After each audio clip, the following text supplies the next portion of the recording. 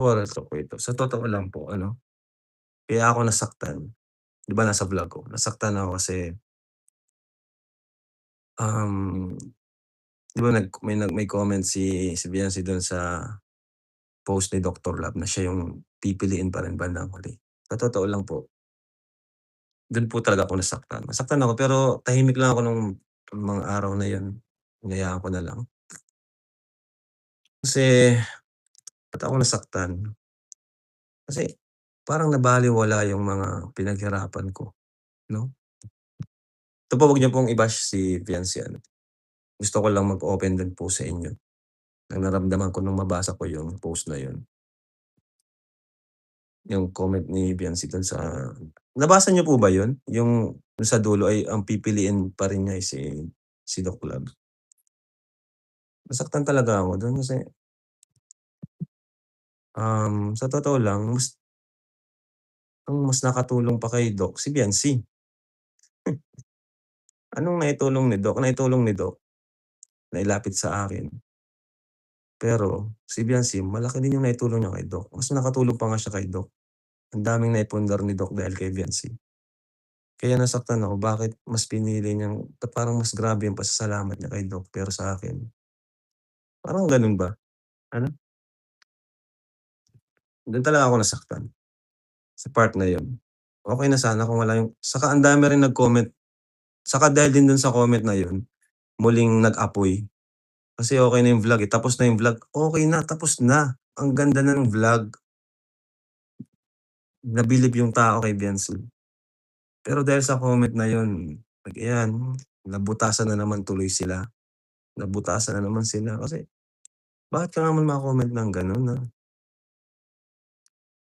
parang, ay, nasaktan talaga ako kasi siyempre ginawa ko lahat para sa kanila, 'di ba?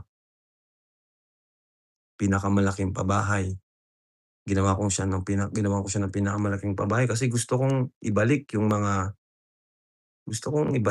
siyempre ako naman nagvi-views naman tayo, 'di ba? Nagkakaroon tayo ng views, may mga nag-sponsor naman, gusto kong ibalik yun na, "Sige, palakihin natin yung bahay mo kasi yung kinikita naman din natin sa pagba-vlog, gusto ko ano yun, makita nila yun na binibigay ko sa'yo."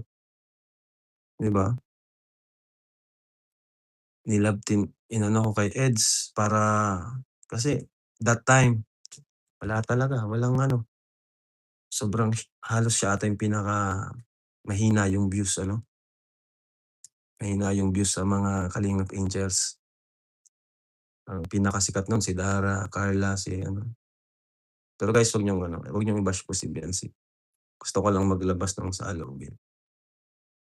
Tapos yun, nabasa ko yung comment na yun.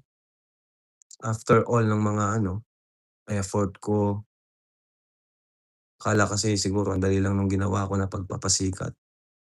Si Edo nga, kung tutuusin ano pa yun, nagdadalawang isip pa yun kasi siyempre katatapos lang nung kay Erica ba gayon? Tama?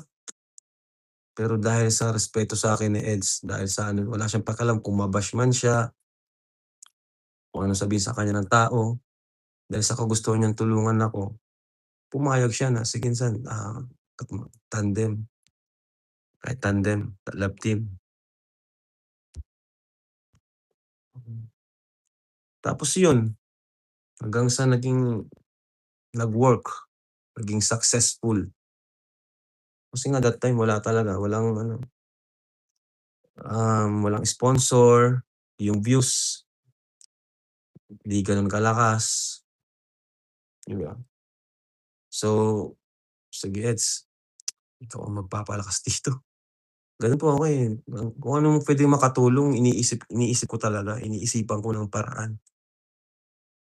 Kaya nag-usap kami ni Insan, sabi niya, "Sige Insan ano, ikaw ang masusunod." Kasi gano'n gano'n ang karespeto sa'kin ni Insan. Yun lang, masakit lang talaga na after nung ano na yun, parang mas grabe yung ano niya kay Doc. Di ko man maano kasi si Doc naman yung lumapit sa atin. Pero Ang tanong, anong naitulong ni Doc maliban sa nailapit sa atin, 'di ba?